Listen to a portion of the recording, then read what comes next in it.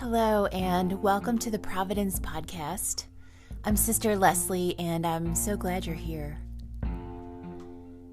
As you know by now, at God's Face, there's always something going on. And this Saturday, December 4th, we will be hosting an Advent Taizé prayer.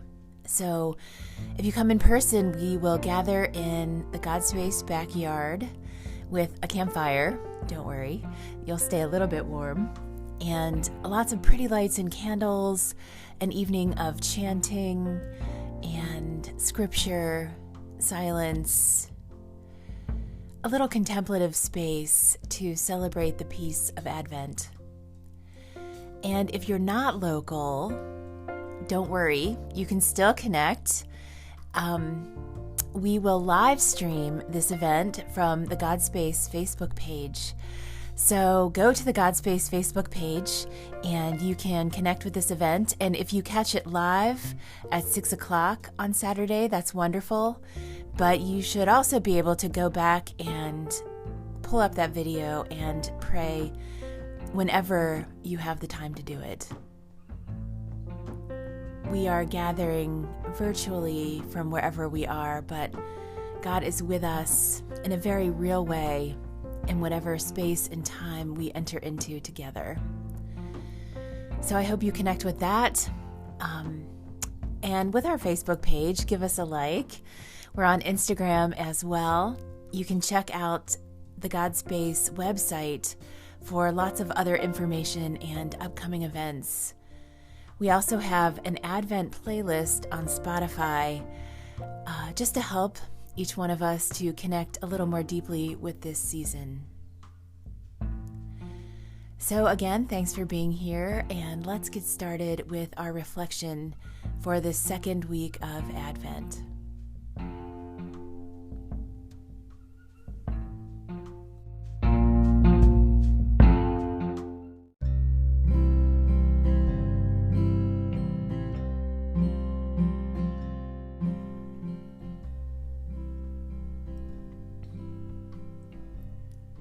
A reading from the prophet Baruch. Jerusalem, take off your robe of mourning and misery. Put on the splendor of glory from God forever. Wrapped in the cloak of justice from God, bear on your head the mitre that displays the glory of the eternal name. For God will show all the earth your splendor. You will be named by God forever, the peace of justice, the glory of God's worship. Up, Jerusalem. Stand upon the heights. Look to the east and see your children gathered from the east and the west at the word of the Holy One, rejoicing that they are remembered by God. Led away on foot by their enemies, they left you. But God will bring them back to you, borne aloft in glory as on royal thrones.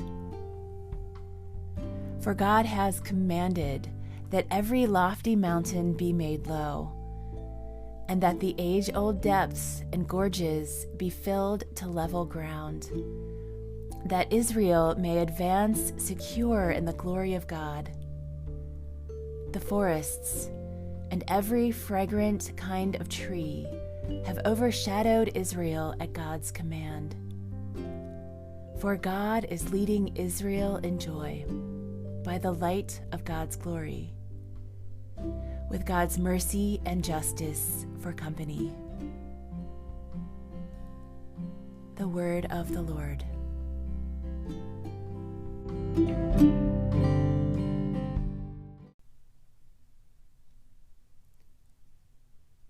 Our first reading from Baruch gives us a vivid image of people clothing themselves with God's goodness and glory as they celebrate the return of those who have been scattered. As people are gathered from the east and west, they're brought home by God, carried in like royalty. God even re-engineers the landscape to make for easy passage. And for a people who have been oppressed and forced into separation from each other, and for people for whom travel was difficult, particularly over rough terrain, these images must have spoken very deeply to them. This theme of returning from exile is an important one for the Israelites. If you spend any time reading the Hebrew scriptures, all through the various genres and collections of stories and books, you'll notice elements of this theme of exile and longing for return. Because this separation was such a deep wound, we can see how the return from exile was a glorious thing to envision and something that gave people real hope. Our context today may not be quite the same. Some countries of the world do experience similar oppression and violence, but most of us in so-called developed countries don't experience such outright warfare. However, we do have plenty of our own oppression and injustice, and we're experiencing a different sort of collective trauma. COVID-19 and its variant flavors have driven some into a kind of exile and have really separated many of us. I see evidence of our exile being restored as we reemerge and gather again, but it's not quite the same, is it? We're still grappling with how to safely reconnect with each other. There will be a long road to healing. Maybe our emotional wounds more so than our physical ones. However, God promises to be with us, to guide us, to make the way easygoing or easier going. God promises to gather all the people together. I hear this and take hope from it. Baruch's vision is not just about returning. It also speaks to an end to the oppression that separated people in the first place. A phrase that jumps out to me is the peace of justice. P-E-A-C-E, the peace of justice. I don't remember ever having heard it phrased quite that way, but now that I think about it, there is a real peace that comes with justice. It reminds me of that phrase that social justice advocates have used for many years. No justice, no peace. That play on words, the N-O justice, no justice, no peace. And the flip side, K-N-O-W, no justice, no peace. I see how these are pieces of one whole. Once there's justice for all people, a natural peace will follow, but a seeming peace without justice is not real. There might be quietness about it, but underneath is still oppression. When some are living out of privilege, be it white privilege, straight privilege, financial privilege, able-bodied privilege, or the many ways some people have advantage over others, it may feel peaceful, but it's actually just intentional blindness. Until people with privilege see and acknowledge other people's struggles, they're living in ignorance, not peace. Once we know about injustice, our peace should be disrupted. We should feel a tweaking in our conscience. Most of us have some element of privilege and some element of disadvantage. Most of us are kind of a mix of both. And it's helpful to name those for ourselves. So then we lean into our limitations to heighten our compassion and leverage our privilege to advocate for other people. When everyone has justice, we all know peace. Our prophet's vision is not a false peace, but a genuine end to the oppression that held people captive, a real gathering of community, and a life of peace and justice together. Oh, God, what a beautiful vision. Many of us long for this. Many have been longing for this for many years, only to see incremental movements, steps backwards, and then a persistent moving forward again. As Baruch describes it, God is the one taking action, but I'm guessing people are involved in bringing about peace too. God doesn't usually work through magic. God usually works through people. In the prophetic vision, God is leading the people who are accompanied by God's mercy and justice.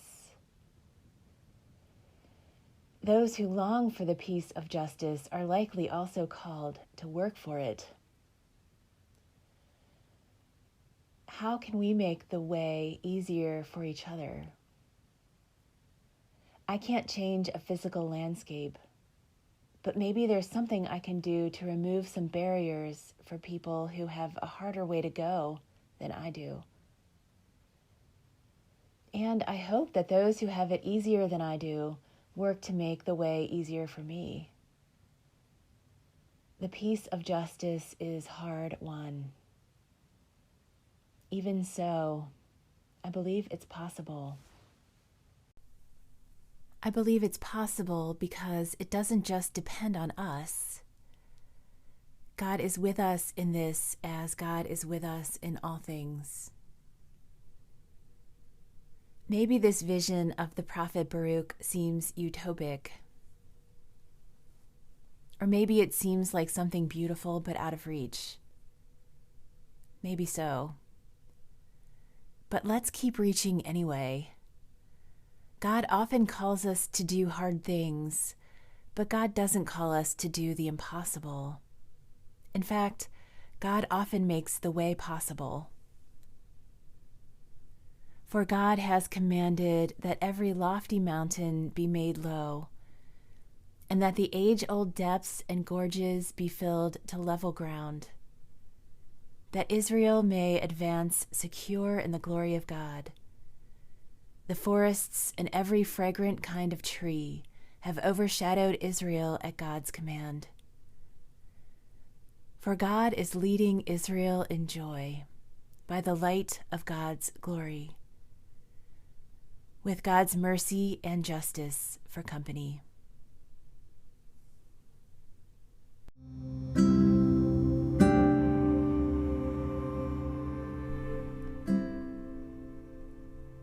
And now let's take some time for some personal reflection.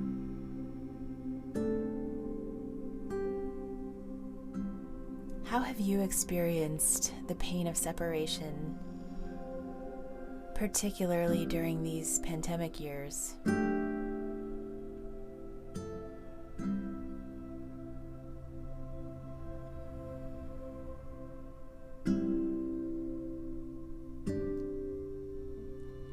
Even before the pandemic, was there ever a time when you experienced exclusion? What was that like?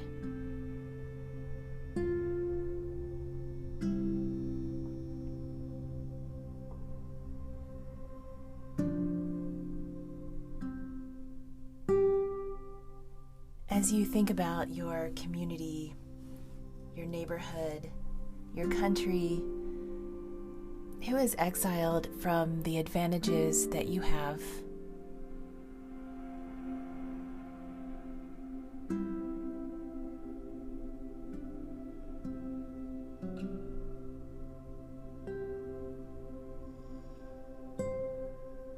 Who is in great need? Where is there injustice in your community?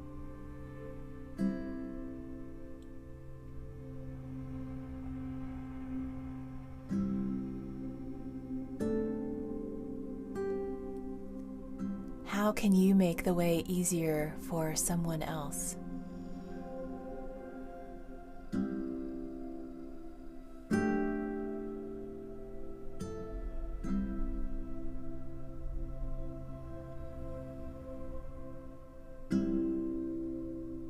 How is God calling you to work for the peace of justice?